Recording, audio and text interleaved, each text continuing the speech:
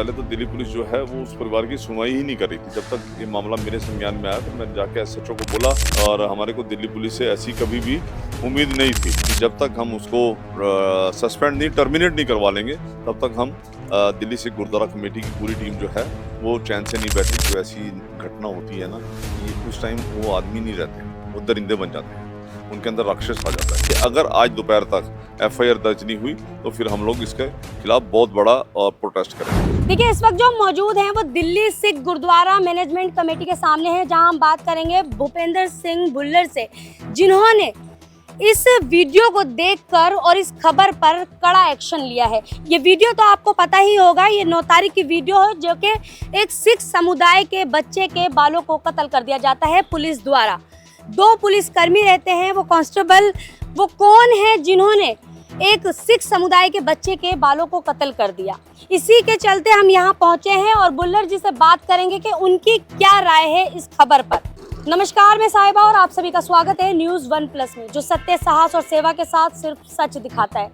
देखिए, फिर से एक दिल्ली से एक शर्मसार करने वाली घटना सामने आई है, जो कि आप इस खबर को देखिए और इसको समझिए। मैं जो बताना चाह रही हूँ उसको आप बहुत अच्छे तरीके से समझिए कि एक सिख समुदाय के लड़के को, ये शकरपुर थाने का मामला है, जहां एक 2 पुलिसकर्मी उस लड़के को ले जाते हैं और उसके बालों को कत्ल कर देते हैं। और इसी से नाराज पूरा सिख समुदाय है। वो लड़का अपनी बात रख रहा है, अपनी बात बता रहा है। वो बता रहा है कि वो नशे की हालत में था, लेकिन क्या ये ठीक है कि अगर वो नशे की हालत में है तो उसको खचेड़ कर ले जाया जाए और उसके बालों को कत्ल कर दिया जाए? क्योंकि सिख समुदाय में सबसे ज़्यादा महत्वपूर्ण उनके बाल होते हैं, और ऐसा करना, वो भी पुलिसकर्मी द्वारा, ये बहुत ही शर्मसार करने वाली बात है। इसके चलते हमारे साथ जो मौजूद हैं वो भूपेंद्र सिंह भुल्लर हैं, उनसे बात करेंगे कि वो क्या सोचते हैं इस पर। सर, मैं आपके बारे में जानना चाहती हूँ पहले। मेरा नाम भूपेंद्र सिंह भुल्लर, मैं उसी एरिया से इलेक्टेड मेंबर भी हूँ जहाँ की ये घटना है, और दिल्ली सिख गुरुद्वारा कमेटी में मैं एग्जेक्टिव मेंबर हूँ। ये 9 तारीख की घटना है, और 9 तारीख को ये लड़का अपने काम से लौट रहा था और थोड़ा नशे की हालत में ज़रूर था।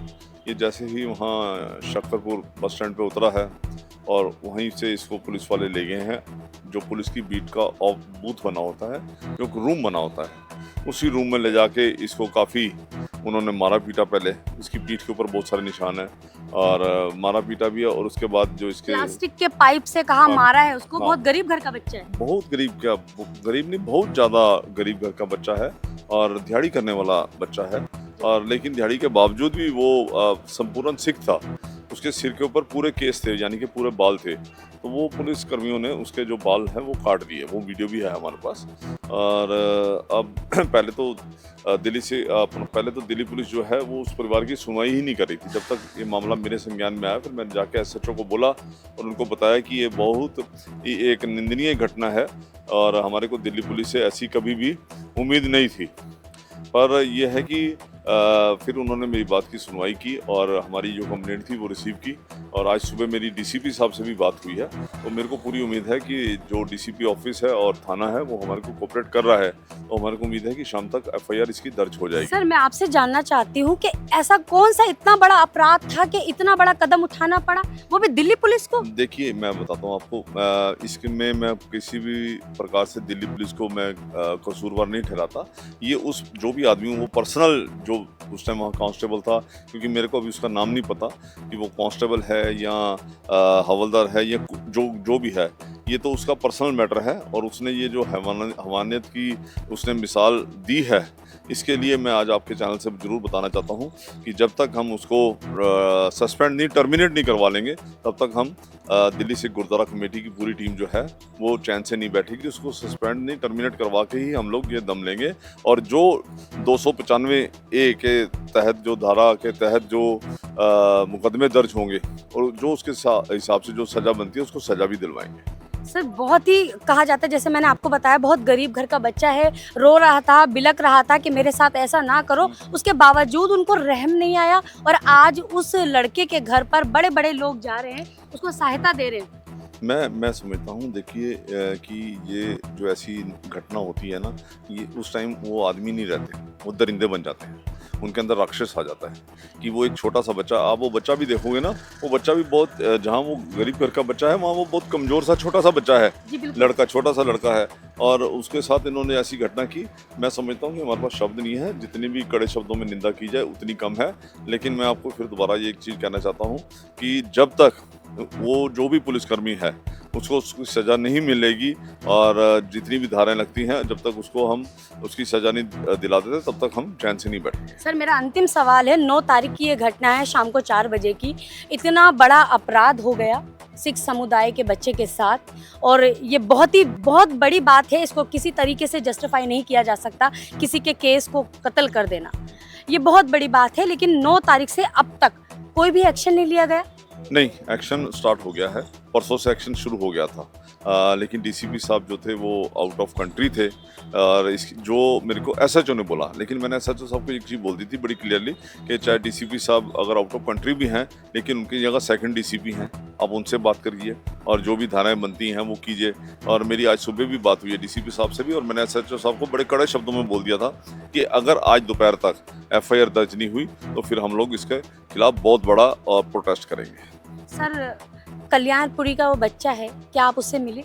मैं उनके घर भी जाके आया हूँ, उनके सारे परिवार से मिला, उन सारे परिवार को सांत्वना भी दी है कि दिल्ली सिख गुरुद्वारा कमेटी और पर्सनली मैं खुद उस परिवार के साथ खड़ा हूँ, क्योंकि कल्याणपुरी के सारे, ये मेरा वार्ड भी है और मेरे परिवार भी हैं, उनको मैं उनके दुख में सुख में हर जगह मैं उनका शामिल होता हूँ, तो इसलिए वो मेरा ही परिवार है। और मैंने उनको एक चीज़ का पूरा विश्वास भी दिलवाया है कि ये सारी घटना की जो भी उसको सज़ा मिलेगी दिलानी है, वो सज़ा मैं दिलवा के ही दम लूँगा। उन कांस्टेबल से आप मिले सर? नहीं, कांस्टेबल अभी तक ट्रेस नहीं हो पा रहा, कांस्टेबल ट्रेस नहीं हो रहा, लेकिन हमारे पास एक उसके साथी की फोटो आ गई है जो मैंने आज सुबह सीनियर अधिकारियों को भेज दी है मॉर्निंग में ही कि ये आदमी है, ये उसी का साथी है। तो अब ये हम, मेरे ख्याल शायद हमारी 3-1 बजे डीसीपी ऑफिस में मीटिंग है और उसमें जो भी निकलेगा मैं आपको बताऊंगा। सर ये पहल है, अगर आज रोका नहीं गया तो कल इस तरह के अपराध बढ़ते ही चले जाएंगे। नहीं, देखिए मैं आपको एक चीज़ बता देता हूँ कि आगे की बात मैं कुछ नहीं कह सकता, लेकिन इस अपराध के लिए जो भी अपराधी हैं उनको सलाखों के पीछे धकेलना ही मेरा फर्ज है। कहा जाता है कि अगर एक अपराधी को सजा दिलाई जाए तो 10 अपराधी खुद ही ठीक हो जाते हैं। एकदम ठीक बात है। जब एक अपराधी को उसके किए की सजा मिलेगी तो दूसरे अपराधी कोई अपराध करने से पहले 4 बार सोचेंगे। जी बहुत धन्यवाद। आप हमारे चैनल के माध्यम से अगर किसी को, जनता को कुछ कहना चाहते हैं या दिल्ली पुलिस को कुछ कहना चाहते हैं तो वो भी मैं चाहूँगी सर कि मैं आपकी एक स्पीच सुनना चाहती हूँ। देखिए, मैं आपके चैनल के माध्यम से सिर्फ एक ही बात कहना चाहता हूँ कि दिल्ली पुलिस की अगर हम बात करें तो दिल्ली पुलिस वर्दी के अंदर होती है और दिल्ली पुलिस का बहुत अच्छे रोल रहे हैं शुरू से। और अगर मैं अपनी बात करूँ, हमारे को तो अपने वार्ड में बहुत इनका सहयोग मिला है। लेकिन जहाँ तक कोई भी अपराध की बात है, अपराध कई तरह के अपराध हो जाते हैं, लेकिन इसका मतलब ये नहीं होता कि कोई भी आदमी जो है या कोई भी जिसके पास पावर है वो किसी के धर्म की जो उसकी मर्यादाएं हैं उसका उल्लंघन करे। मैं इसमें ये नहीं कहता कि आज किसी एक सिख बच्चे के साथ हुआ है, कल को किसी दूसरे धर्म के बच्चे के साथ भी हो सकता है। तो मैं चाहता हूँ कि कोई भी अपराध करता है तो उसको उसकी अपराध की सज़ा मिलनी चाहिए, लेकिन जो उसके धर्म की मर्यादाएं हैं उसके खिलाफ नहीं जाना चाहिए, जैसा कि हमने इस केस में देखा है। सर माफ़ कीजिएगा, मैं आपकी बात पर ही बात कहती हूँ कि आज आपने कहा कोई भी बच्चा हो, किसी के साथ भी अगर अपराध होता है वो गलत है। आपने देखा होगा अभी 2 दिन पहले ही गोविंदपुरी इलाके में एक 17 साल के बच्चे को हत्या कर दी जाती है, लेकिन उसके परिवार का कहना है कि पुलिस वाले आकर वापस से उन्हीं से क्वेश्चन कर रहे हैं, ना कि अपराधियों को ट्रेस कर रहे हैं या अपराधियों को सजा दे रहे हैं। नहीं, देखिए, अगर कोई ऐसी घटना घटी है तो मैं उसकी कड़े शब्दों में निंदा करता हूँ, लेकिन मेरे को उसकी जानकारी नहीं है, मैं उस पर नहीं बोल पाऊँगा। जी सर, बहुत धन्यवाद सर आपका। देखिए, तो हमने बुल्लर जी से बात की, उन्होंने अपनी बात को रखा और उन्होंने बताया कि बात सिख समुदाय के बच्चे की ही नहीं, चाहे वो कोई भी बच्चा हो जिसके साथ अपराध होगा उसे रोका जाएगा, और जब तक हम सज़ा नहीं दिला देते तब तक हम शांति से नहीं बैठेंगे। मैंने इस पर अपने कदम बढ़ा दिए हैं। देखिए, इस खबर में तो बस इतना ही। तब तक के लिए नमस्कार।